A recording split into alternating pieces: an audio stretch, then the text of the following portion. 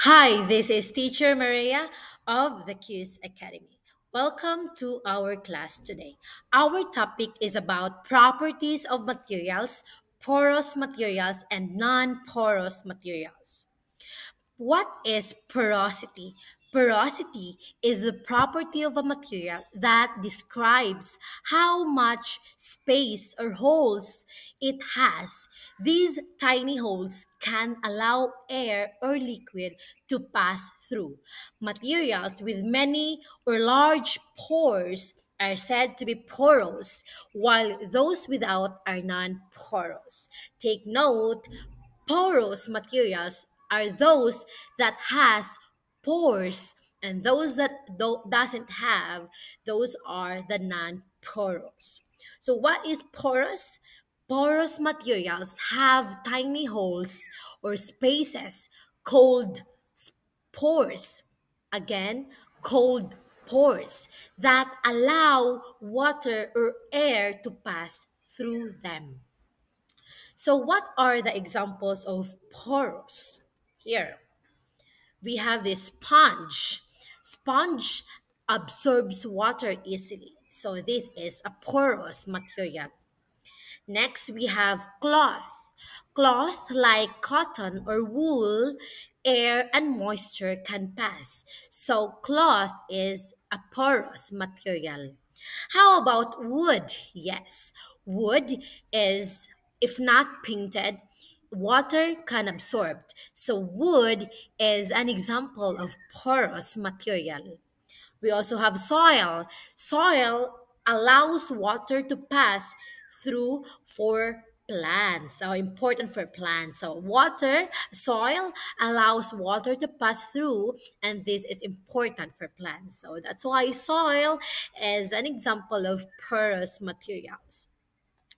We have also this paper. Paper can absorb ink or water. So paper is a porous material. We have this brick or bricks. This is used in construction, and this absorbed water. So brick is an example of porous materials. We also have this cardboard or cartoons, thicker than paper but still absorbs liquid. So cardboard is an example of porous material. Cotton balls, that's right, soft and fluffy, easily absorbs water. So cotton balls are example is an example of porous material. And unpainted clay pot used in planting allows water to pass to the roots. So this unpainted clay pot is an example of porous material. We also have this towel, like cloth. Towel is a porous materials because it is made of a thick cloth, but that up water easily. So towel is an example of porous material. So those are the examples of porous materials that absorbed water easily. Now we have these non-porous. Non-porous materials do not have holes or spaces, so water cannot or air cannot pass through them. Okay, so these are the example of non from the word non-porous. Non-porous materials. Water and air cannot pass through. Water and air cannot. To remember that one. We have this plastic. Plastic used for containers to keep things dry. We have this glass. Water and air cannot go through. So these do not allow air or liquid to pass through. So it is non-porous materials. We have this metal like spoons, coins, and cans. These are non-porous materials. We have also rubber. Rubber used in rain boots and tires to keep water out. So these are non-porous materials. We have also ceramics. Ceramic used in plates and tiles to resist water.